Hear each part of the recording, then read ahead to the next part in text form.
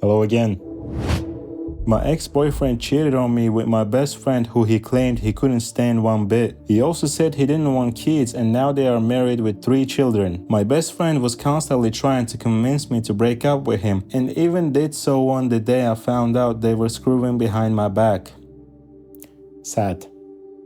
My ex-wife cheated on me. I didn't know she had an affair while we were engaged. A good friend of ours did and neither of them told me. I didn't know she cheated on me a few times during our 16-year marriage either, until I caught her in her latest affair in October of 2005 and divorced her. I found out about her other affairs during the divorce. We had no marriage. She was cheating while we were engaged. She knew our marriage was doomed before we took our so-called wedding vows. She was never all in our team like I was. My entire marriage was a lie.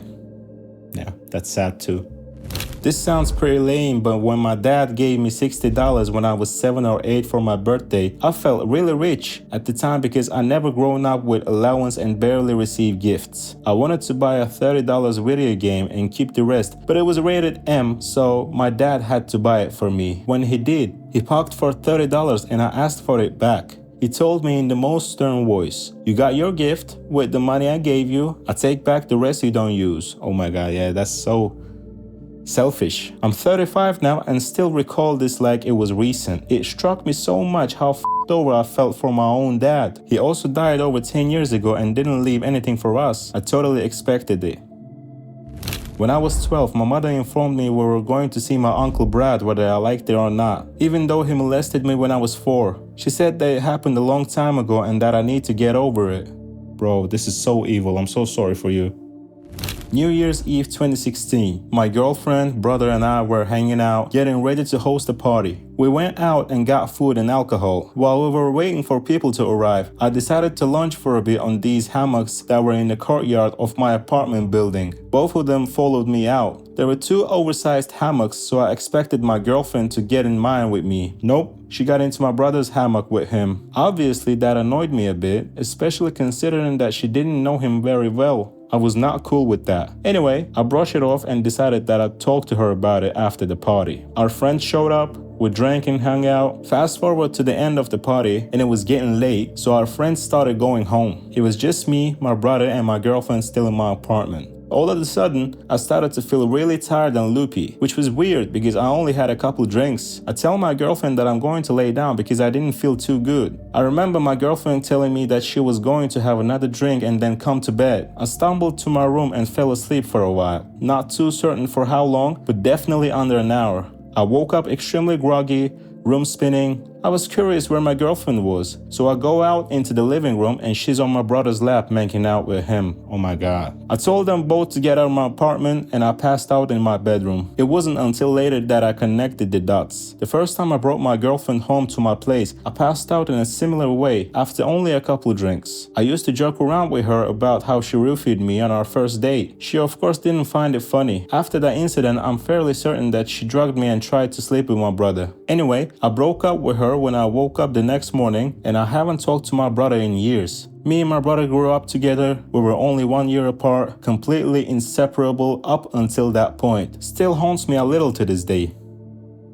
I took in a friend who had a heroin addiction and was in recovery. I supported her financially. She tried turning me against my husband, stole thousands of dollars from us, and stole my engagement and wedding rings. I was the first woman in my family to have an engagement ring and actually get married because I wanted to, instead of because I was pregnant and needed a shotgun wedding. My engagement ring had a lot of meaning to me because of that, and losing it was devastating. She was involved in sex work for drugs and I actually had a Joan show up to my f***ing house months later and try to proposition me. Thank God a violent man who wouldn't take no for an answer didn't show up. Another dude showed up looking for her because he was madly in love with her. We pressed charges. She never actually spent any time in jail despite it being a felony charge. Pisses me off whenever I think about it.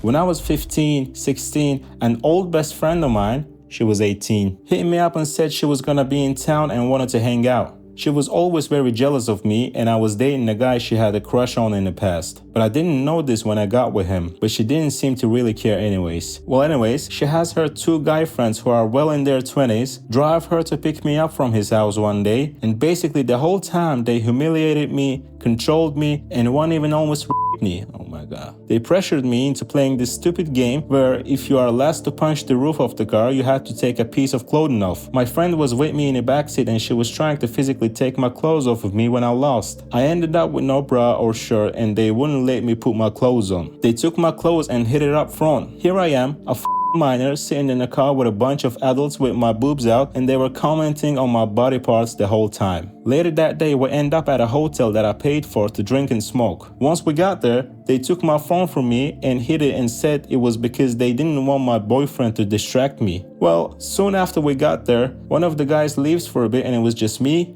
my chick friend, and her old ass guy friend. He had to be at least 25. He was over 6 feet tall and was very heavy set. My friend is doing who knows what on her laptop at the top of the bed and this guy forces me on the bed and climbs on top of me and pins my arms down. He starts kissing me and pulling my clothes off and I'm telling him to stop and squirming around, but he's so big I couldn't move an inch. He told me I had to play by the rules and no one had to know. Then the other guy knocked on the door and thankfully he stopped. I had to beg and plead with them to give my phone back so I could call my mom. It was actually her boyfriend. And I made up some excuse I can't even remember. He came and picked me up and I told him what they did to me, and the only thing he seemed truly upset about was the fact that I smoked weed. Yeah, he turned out to be a POS too. Still to this day, I think she planned all of this with her friends. Our friendship was never perfect, but it was mostly because she was insecure about her looks and was always jealous of me. Anytime I dated a guy, she would treat me like shit and call me a whore and etc. I wish I did something about it, but I was too scared to tell people that I was in a hotel with grown-ass men drinking alcohol and smoking weed. So the only person who knew was my boyfriend at the time, who really didn't do shit about it either. I made a mistake of letting my best friend talk me into working for him. It went okay for over a year, but one day he ordered me to unpack, tear down, and completely rebuild a set of prototypes I had spent the last 3 weeks perfecting and were already on the outgoing shipping dock. He just had an idea that there might be something wrong with him. I protested, pointing out to him that we had both agreed that everything had been repeatedly and thoroughly tested and was ready to ship. He reluctantly agreed, and I thought that was that. A little while later, I walked into the engineering lab and found the shipping cartoon open and the prototypes on the test bench, completely torn down. He said, "I guess they were okay after all." I was furious. I feel you, bro. It was a huge personal insult. It showed a real lack of trust in my technical abilities and professional integrity, and how far off the deep end his judgment had gone. I walked to my cube, gathered my things, and left. I never went back. I liked that job, but was too angry to work for him anymore. I've seen him socially a few times since, but things just aren't the same. He apologized, but there's a distance there that I can't seem to overcome. This whole stupid thing has ruined a 23 years long friendship. Bye bye guys. Love y'all and see you next time. Take care.